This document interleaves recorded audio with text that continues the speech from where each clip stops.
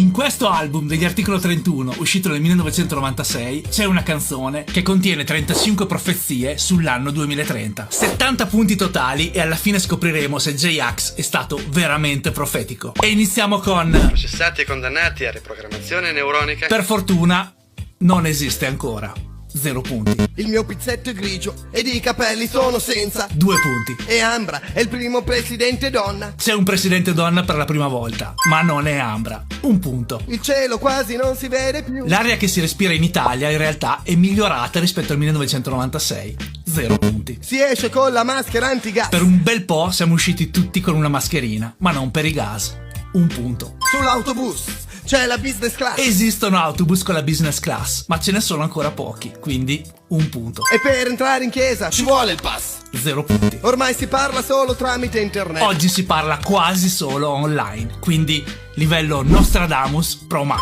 E il Parlamento c'ha la sede ad Amamet. 0 punti. Ci si spara nella metropolitana. Ci si continua a sparare, ma meno rispetto al 1996. Tra nord e sud c'è la dogana. No, 0 punti. Però tutti si veste Dolce & Gabbana. I ricavi dell'azienda sono più che triplicati, ma oggi è un brand per pochi. 1 punto. Loro controllano televisione e radio. Direi 2 punti per J-Ax. C'è un comitato di censura audio. La musica la decide un gruppo di poche persone. 2 punti. Ci danno musica innocua, ci danno Sanremo. 2 punti è livello Nostradamus Pro Max. Presenta ancora Baudo. 0 punti. Quest'anno ha vinto Bossi, che è tornato a cantare. 0 punti. L'Italia ha venduto il Colosseo alla Francia. Il Colosseo no, ma quasi tutto il resto sì. 2 punti. Venezia fonda. Il Mose, inaugurato nel 2020, è stato già attivato più di 100 volte. E un giorno sì e uno si scoppia una bomba.